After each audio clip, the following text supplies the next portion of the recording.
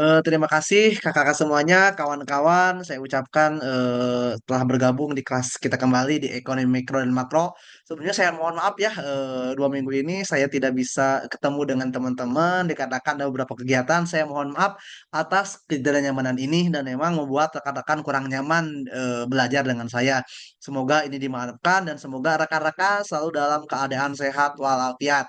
Nah, sekarang kita sudah memasuki pertemuan ketujuh di mana pertemuan ketujuh ini adalah pertemuan sebelum UTS dan saya memang menginginkan untuk offline di minggu depan. Semoga rekan-rekan hadir dan sesuai waktunya dan yang sudah ditetapkan dan memang sesuai.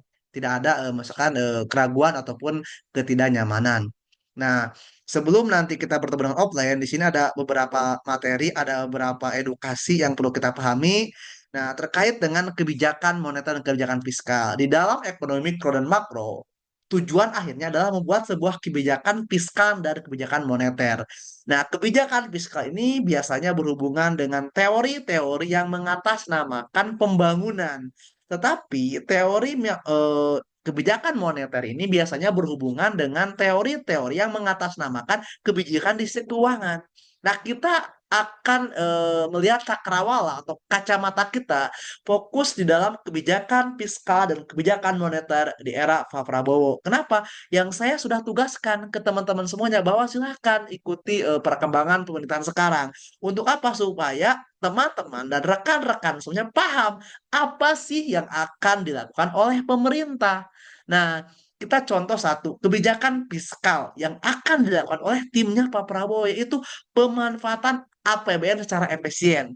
Ingat, APBN ada anggaran pembelajaran belanja negara. Hati-hati perlu paham terkait dengan yang namanya singkatan-singkatan. Nah, dengan melakukan efisiensi di bidang APBN dengan cara mendukung sektor real atau sektor manufaktur. Otomatis sektor real dan sektor manufaktur ini Pak Prabowo ingin menambahkan yang namanya lapangan pekerjaan sehingga itu akan menambah nilai tambah. Nah, berarti dengan adanya lapangan pekerjaan baru itu akan mengurangi yang namanya pengangguran. Nah, biasanya Badan Pusat Statistik atau BPS itu akan menghitung, akan melakukan kajian berapa sih penambahan lapangan pekerjaan, berapa sih angka kemiskinan sekarang. Lalu yang selanjutnya terkait dengan yang namanya pemberian insentif fiskal. Nah, biasanya pemberian insentif fiskal itu berhubungan dengan subsidi. Nah, salah satunya adalah pajak pertambahan nilai. Meskipun ada kabar di tahun depan ada kenaikan PPN yaitu menjadi 12%, tetapi tujuan akhirnya adalah untuk meningkatkan produksi. Nah, berarti mungkin nanti akan ada pemilihan-pemilihan mana yang akan dikasih subsidi PPN. Nah, terutama yang paling fokus adalah mengurangi impor. Yang pernah kita bahas sebelumnya bahwasannya dengan mengurangi impor itu akan membuat surplus neraca perdagangan. Berarti kawan-kawan semuanya harus paham apa sih itu neraca perdagangan dan dampaknya terhadap ekonomi apa. Lalu kenapa bisa surplus? Lalu kenapa bisa defisit neraca perdagangan? Karena neraca perdagangan itu akan mengukur berapa sih impor kita, berapa sih ekspor kita. Berarti sekarang muncul tagline cintai produk dalam negeri. Itulah salah satu kebijakan fiskal untuk di era Pak Prabowo. Silakan rekan-rekan baca literasi lain. Kita akan diskusikan pada saat kita ketemu. Apa sih kebijakan fiskal yang memang sudah akan dilakukan atau akan digabungkan? Silakan cek-cek terus. Lalu yang kedua terkait dengan kebijakan moneter. Nah, kebijakan moneter ini berhubungan dengan keuangan. Nah, apa sih yang akan dilakukan?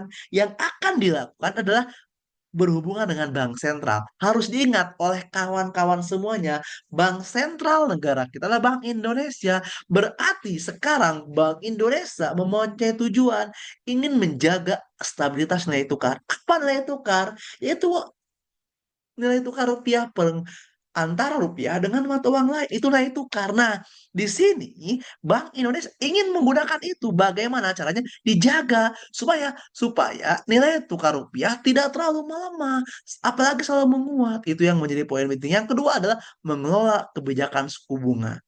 Nah, kenapa suku bunga Ya iya jelas.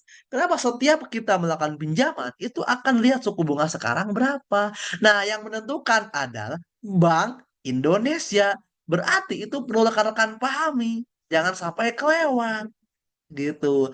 Kebijakan makroprudensial yang mendukung likuiditas pasar. Nah, biasanya kebijakan moneter ini juga kan berhubungan dengan pasar modal. Nah, berarti rekan-rekan harus paham nih, apa itu pasar modal, apa itu pasar saham. Selalu dipahami baik-baik gitu. Lalu jangan lupakan juga kawan-kawan semuanya harus paham juga. Ternyata di sisi lain kebijakan moneter akan saling terkait dengan kebijakan fiskal. Nah, dengan koordinasi yang erat antara Kementerian Bank Indonesia dengan Kementerian Keuangan itu akan mendukung kebijakan moneter negara ini. Sehingga pemerintah akan berupaya menjaga keseimbangan inflasi. Jangan saya sekarang kan deflasi udah kita bahas.